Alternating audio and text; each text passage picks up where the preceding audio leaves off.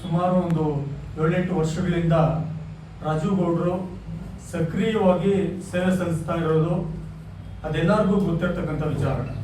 ಇದೇನು ಅದರಲ್ಲಿ ಮುಚ್ಚುಮರೆ ಏನಿಲ್ಲ. ಎಲ್ಲ ವಿಚಾರಗಳು ಆಂಬುಲೆನ್ಸಿಂದ ಇರ್ಬೋದು, ಅವ್ರು ಮಾಡ್ತಕ್ಕಂಥ ಸೇವೆ ಸರ್ವಿಸ್ಗೆ ಇರ್ಬೋದು, ದೇವಸ್ಥಾನದ ಇರ್ಬೋದು, ಜೊತೆಗಿರ್ಬೋದು, ಕುಡಿಯೋ ನೀರಿನ ವ್ಯವಸ್ಥೆಗಳನ್ನ ಹಿಡಿದು ಅನಾಥ ಮಕ್ಕಳಿಗೆ ಸೇವೆ ಮಾಡ್ತಕ್ಕಂಥದ್ದು, ಪ್ರತಿಯೊಂದರಲ್ಲೂ ಒಂದು ಕೈ ಮುಂದೆ ಅಂತೇಳಿ ಏನೆಲ್ಲ ಮದುವೆ ಮುಂಜೆಗಳ ಕೆಲಸ ಕಾರ್ಯಗಳಲ್ಲಿ ಅದು ಯಾರಾದರೂ ಬಡವರು ಬಂದು ಮನೆ ಬಾಗಿಲು ತಟ್ಟದಲ್ಲಾಗಲಿ, ಇಲ್ಲ ಅಂತಂದರೆ ವಿದ್ಯಾರ್ಥಿಗಳು ಇಲ್ಲ ಅಣ್ಣ ನಾನು ಒಂದು ಸ್ನಾತಕೋತ್ತರ ಮದುವೆಯನ್ನು ಮುಗಿಸಿದ್ದೀನಿ, ಒಂದು IAS ಕೋಚಿಂಗ್ ಸೆಂಟರ್ ಬೇಕು ಅಂದಾಗ ಅದಕ್ಕೂ ಸ್ಥಾಪನೆ ಮಾಡಿದಂಥದ್ದು.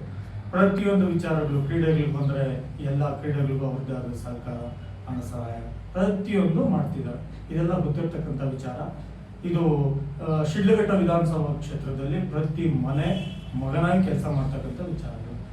ಆಯಿತು, ಅವ್ರ ಜೀವನದಲ್ಲಿ ಯಾವುದೋ ಮೊನ್ನೆ ಒಂದು ಕೆಟ್ಟ ಗಳಿಗೆ ನಡೆದು ಹೋಯಿತು, ಸರಿ, ಅದನ್ನ ತಿದ್ಕೊಳ್ತಕ್ಕಂಥದ್ದು ಅವ್ರಿಗೊಂದು ಶಕ್ತಿ ಇದೆ, ಅವ್ರಿಗೊಂದು ವಿವೇಚನೆ ಇದೆ. ಅದಕ್ಕೆ ತಕ್ಕಂತೆ ಅವರು ಜೀವನದಲ್ಲಿ ಒಂದು ಹೆಜ್ಜೆ ಮುಂದೆ ಬರಬೇಕು ಅಂತೇಳಿ ಅರ್ಥ ಮಾಡಿಕೊಂಡು ತಪ್ಪು ಮಾಡದಿರ್ತಕ್ಕಂಥ ಮನುಷ್ಯ ಇಲ್ಲ, ಅದನ್ನ ತಿದ್ದಿ ನಡೀತಕ್ಕಂಥ ನಿಜವಾದ ಮನುಷ್ಯ ಅನ್ನುವಂಥ ಒಂದು ಒಂದು ಒಂದು ವಿಚಾರಧಾರೆಯಾಗಿ ಮುಂದುವರಿತಾ ಇದ್ದಾರೆ. ಓಕೆ, ಈ ಒಂದು ವಿಚಾರನ ಇಟ್ಕೊಂಡು ಪದೇ ಪದೇ ಅವರು ಎಲ್ಲಾದರೂ ನೇರವಾಗಿ ಪುಟ್ಟು ಆಂಜನೇಯನವರ ಅವ್ರಿಗೆ ಹೇಳ್ತಾರೆ, ಪುಟ್ಟು ಆಂಜನೇಯನವರು ಅವರ ಮಾತಿನ ತೆಲುಗಿನ ಮೂಲಕ ರಾಜೀವ್ ಗೌಡ್ರು ಏನೋ ಮಾತಾಡಿದ್ದಾರೆ ಹಾಗೆ ಹೀಗೆ ಅಂತೇಳಿ ಈ ತರ ಮಾತಾಡೋದ್ರಿಂದ ಒಬ್ಬ ರಾಜೀವ್ ಗೌಡ್ರು ಅವರು ನಿಷ್ಠಾವಂತ ಕಾಂಗ್ರೆಸ್ನ ಕಟ್ಟಾಳು, ಕಳೆದ 2023 ಕಾಂಗ್ರೆಸ್ ಅಭ್ಯರ್ಥಿಯಾಗಿ ಅವರ ಶಕ್ತಿ ಮೀರಿ ಈ ಜನರ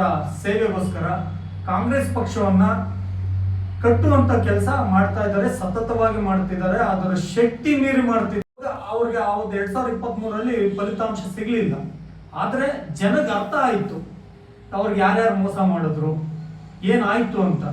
ಆದ್ರೆ ಈಗ ಬರುವಂತ ದಿನಗಳಲ್ಲಿ ಬಹಳಷ್ಟು ಬದಲಾವಣೆ ಆಗಿದ್ದಾರೆ. ಅವರ ಮೇಲೆ ಎಲ್ಲ ಕಾರ್ಯಕರ್ತರ ಲೀಡರ್ಗಳಾಗ್ಬೋದು, ಅಷ್ಟೇ ಅಲ್ಲ ಪ್ರತಿಯೊಬ್ಬರಿಗೂ ನಿಷ್ಠಾವಂತ ಕಾರ್ಯಕರ್ತರು, ಕಾಂಗ್ರೆಸ್ನ ಕಟ್ಟ ಕಡೆಯ ವ್ಯಕ್ತಿ ಕೂಡ ಇವತ್ತು ಆತನ ಬೆನ್ನೆಲುಬಾಗಿ ನಿಂತಿದ್ದಾನೆ. ಸರಿ, ಇವತ್ತು ರಾಜೀವ್ ಗೌಡ್ರಿಗೆ ಪುಟ್ಟಾಂಜನಪ್ಪನವರು ಈ ದ್ವಂದ್ವ ಹೇಳಿಕೆಗಳನ್ನ, ಅಂದ್ರೆ ಅವರನ್ನ ತೇಜೋವಧೆ ಮಾಡುವಂತ ಹೇಳಿಕೆಗಳನ್ನ ನೀಡ್ತಾ ಇದ್ದೀರಲ್ಲ, ಕಾಂಗ್ರೆಸ್ ಪಾರ್ಟಿಯಲ್ಲಿ ನೀವು ಕೂಡ, ನಾನು ಕೂಡ ಕಾಂಗ್ರೆಸ್ನ ಪಾರ್ಟಿಯಲ್ಲಿ ನಿಂತಿದ್ದೀನಿ, ಕಾಂಗ್ರೆಸ್ ಪಾರ್ಟಿಯನ್ನ ಕಟ್ಟಬೇಕು, ಇಲ್ಲಿ ಕಾಂಗ್ರೆಸ್ ಅನ್ನ ಒಂದು ಹಂತಕ್ಕೆ ತರಬೇಕು ಅಂತ ಹೇಳ್ತಕ್ಕಂಥವ್ರು ಯಾವ ಆಧಾರದ ಮೇಲೆ ನೀವು ಇನ್ನೊಬ್ಬ ನಾಯಕನನ್ನ ತುಳಿಯುವಂತ ಪ್ರಯತ್ನಗಳನ್ನ ಮಾಡ್ತಾ ಇದ್ದೀರಿ? ಮತ್ತೆ ನಿಮ್ಮ ಉದ್ದೇಶ ಏನು? ಈಗ ಕಾಂಗ್ರೆಸ್ ಪಾರ್ಟಿನ ಕಟ್ಟೋದಕ್ಕೆ ಬಂದಿದ್ದೀರೋ, ರಾಜೀವ್ ಗೌಡ್ರನ್ನ ನಾವೇನಾದ್ರೂ ಮಾಡಿ ಅವ್ರನ್ನ ಸೈಡ್ ಲೈನ್ ಮಾಡಬೇಕು ಅನ್ನೋ ಉದ್ದೇಶ ಇಟ್ಕೊಂಡ್ ಬಂದಿದ್ದೀರೋ ಅನ್ನೋದು ನಮ್ಗೆ ಇಲ್ಲಿ ಕಾರ್ಯಕರ್ತ ಬಂಧುಗಳಿಗೂ ಕೂಡ ಇದು ಕಾಣಿಸ್ತಕ್ಕಂಥ ಸರ್ವೇ ಸಾಮಾನ್ಯ. ಇನ್ನೊಂದು ಮಾತು ಹೇಳ್ತೀನಿ, ರಾಜೀವ್ ಗೌಡ್ರು 2023 ಕಾಂಗ್ರೆಸ್ ಅಭ್ಯರ್ಥಿ, ಅವರ ನಂತರ ನೀವು ಬಂದಿದ್ದೀರಿ, ನೀವೆಲ್ಲ ಸೇರಿ ಅವ್ರ ಮೂಲಕ ಯಾವುದೇ ಕಾರ್ಯಕಲಾಪಗಳನ್ನ ಮಾಡಿ ಅವರನ್ನು ಕೂಡ ಜೊತೆಲಿ ಅವ್ರು ಹೇಳಿದ ಹಾಗೆ ಇಲ್ಲ ಪಕ್ಷದ ಹಿರಿಯರು ಮುಖಂಡರುಗಳು ಅವರು ಏನು ಗೈಡೆನ್ಸ್ ಕೊಡ್ತಾರೆ ಪಕ್ಷದ ವರಿಷ್ಠರ ಆಧಾರದ ಮೇಲೆ ಒಂದು ಹೆಜ್ಜೆ ಇಡಬೇಕು. ಅದನ್ನ ಆಗ ಮಾತ್ರನೇ ಇಲ್ಲಿ ಕಾಂಗ್ರೆಸ್ ಪಾರ್ಟಿ ಒಂದು ರೀತಿಯಾಗಿ ಒಂದು ಹೆಜ್ಜೆ ಮುಂದೆ ಬರಕ್ಕಾಗೋದು ಶಿಡ್ಲಘಟ್ಟದಲ್ಲಿ. ಆದ್ರೆ ನೀವೇನ್ ಮಾಡ್ತಾ ಇದ್ದೀರಿ ಅಂತಂದ್ರೆ ಉದ್ದೇಶಪೂರ್ವಕವಾಗಿ ನೇರವಾಗಿ ರಾಜೀವ್ ಗೌಡ್ರನ್ನ ಅದು ಒಂದು ಸೈಡ್ ಲೈನ್ ಮಾಡುವಂತ, ಅವ್ರಿಲ್ಲ ಅಂತಂದ್ರೆ ನಮ್ಮದೇನಾದ್ರೂ ಕೆಲಸ ಆಗುತ್ತೆ, ನಮ್ಮ ಬೇಳೆ ಬೇಯುತ್ತೆ ಅನ್ನೋ ಉದ್ದೇಶ ಇಟ್ಕೊಂಡಿದ್ದೀರಿ.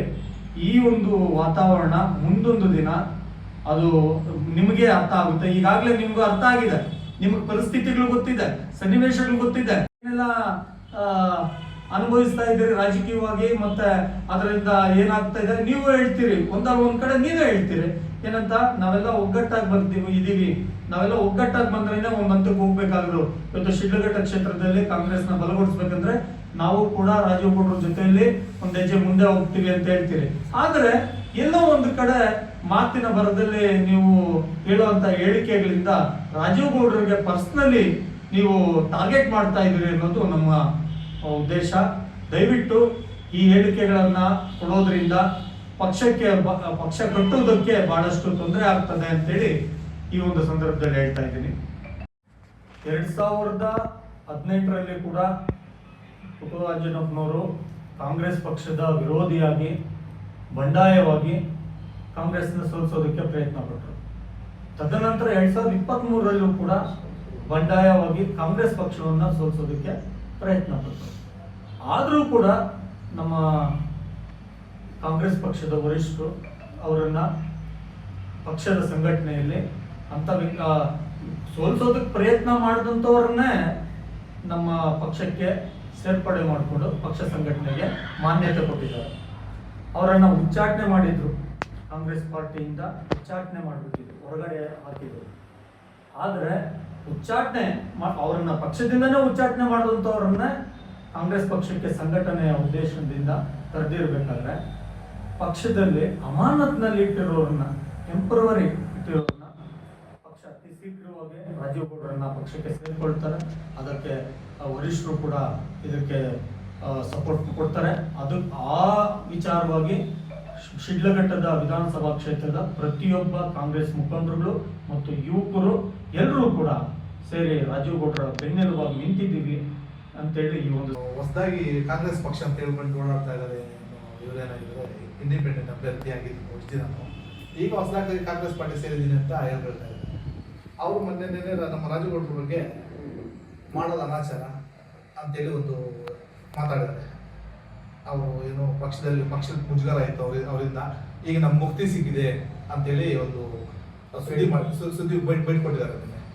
ನಾವು ಇವರಿಗೆ ರಾಜಗೌಡರು ಇವ್ರಿಗೇನು ತೊಂದರೆ ಕೊಟ್ಟಿದ್ವು, ಇವ್ರು ಎಷ್ಟು ದಿನದಿಂದ ಕಾಂಗ್ರೆಸ್ ಪಾರ್ಟಿಯಲ್ಲಿ ಇದ್ದಾರೆ, ಕಾಂಗ್ರೆಸ್ ಪಕ್ಷಕ್ಕೆ ಇವ್ರಿಗೆ ಸಂಬಂಧ ಏನು, ಕಾಂಗ್ರೆಸ್ ಪಕ್ಷ ಯಾವತ್ತು ಸೇರ್ಪಡೆ ಪಕ್ಷಕ್ಕೆ ಇವ್ರು 6 ವರ್ಷ ಸಸ್ಪೆಂಡ್ ಅಂತ ಮಾಡಿದ್ರು ಪಾರ್ಟಿಯಲ್ಲಿ. ಇವ್ನ ಯಾವಾಗ ಪಾರ್ಟಿಗೆ ಸೇರ್ಪಡೆ ಮಾಡ್ಕೊಂಡ್ರು, ಇಲ್ಲ ಸೇರ್ಪಡೆ ಮಾಡ್ಕೊಂಡು ಏನಾರ ಇದೆಯಾ ಏನು ದಾಖಲೆ ಇದೆಯಾ ಅಂತ ಸೇರ್ಪಡೆ ಮಾಡ್ಕೊಂಡಿರೋದು.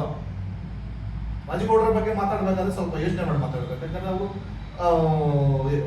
5 ವರ್ಷದಿಂದ ಎಲೆಕ್ಷನ್ ಮಾಡಿದ್ದಾರೆ, ಪಕ್ಷದ ಅಭ್ಯರ್ಥಿ ಆಗಿದ್ವು. ಇವ್ರಿನ್ನ ಬಿ ಫಾರಮ್ ಇವತ್ತು ಕೊಡೇ ಇಲ್ಲ, ಕಾಂಗ್ರೆಸ್ ಬಿ ಫಾರಮ್ ಏನು ಗೊತ್ತಿಲ್ಲ ಇವ್ರಿಗೆ, ಇನ್ನ ಬಿ ಫಾರಮ್ ತಗೊಂಡಿಲ್ಲ. ಆದ್ರೂ ನಮ್ಮ ನಾಯಕರ ಬಗ್ಗೆ ಮಾತಾಡೋರು ಯೋಚನೆ ಮಾಡಿ ಮಾತಾಡಬೇಕು. ಸ್ವಲ್ಪ ಇದು ಹಿಂದೆ ಮುಂದೆ ನೋಡಿ ಆಲೋಚನೆ ಮಾಡಿ ಮಾತಾಡಬೇಕು. ಕಾಂಗ್ರೆಸ್ ಪಕ್ಷಕ್ಕೆ ಅವ್ರದೇ ಆದಂಥ ಕೊಡುಗೆ ಐತೆ. ವೀರಪ್ಪನವ್ರು ಬಿಟ್ಟ ಮೇಲೆ ಪಕ್ಷದ ಸಂಘಟನೆ ಮಾಡ್ಕೊಂಡು ಬರ್ತಾ ಇದ್ದಾರೆ ರಾಜೀವ್ ಗೌಡ್ರು.